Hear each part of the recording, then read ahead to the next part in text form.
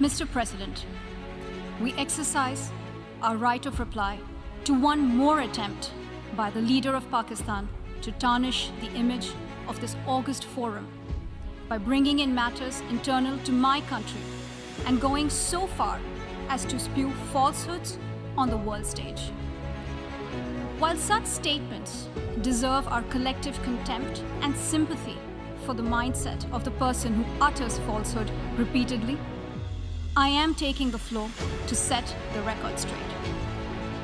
Regrettably, this is not the first time the leader of Pakistan has misused platforms provided by the UN to propagate false and malicious propaganda against my country, and seeking in vain to divert the world's attention from the sad state of his country, where terrorists enjoy free pass while the lives of ordinary people, especially those belonging to the minority communities, are turned upside down.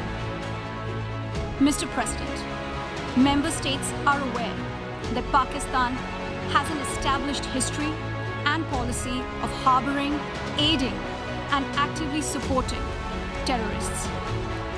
This is a country which has been globally recognized as one openly supporting, training, financing, and arming terrorists as a matter of state policy.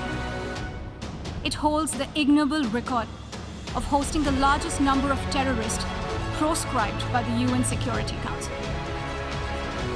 Mr. President, we marked the solemn occasion of the 20th anniversary of the 9/11 terror attacks just a few days back. The world has not forgotten that the mastermind behind that dastardly event, Osama bin Laden, got shelter in Pakistan. Pakistan leadership continues to glorify him as a martyr. Regrettably, even today, we heard the leader of Pakistan trying to justify acts of terror. Such defense of terrorism is unacceptable in the modern world. We keep hearing that Pakistan is a victim of terrorism. This is the country which is an arsonist disguising itself as a firefighter. Pakistan nurtures terrorists in their backyard in the hope that they will only harm their neighbors. Our region, in fact, the entire world, has suffered because of their policies. On the other hand, they are trying to cover up sectarian violence in their country as acts of terror. Mr. President, this is also the country that still holds the despicable record in our region of having executed a religious and cultural genocide against the people of what is now Bangladesh. As we mark the 50th anniversary this year of that horrid event in history, there is not even an acknowledgement, much less accountability. Today, the minorities of Pakistan, the Sikhs, the Hindus, the Christians, live in constant fear and state-sponsored suppression of their rights. This is a regime where anti-Semitism is normalized by its leadership and even justified. Dissenting voices are muzzled daily, and enforced disappearances and extrajudicial killings are well documented.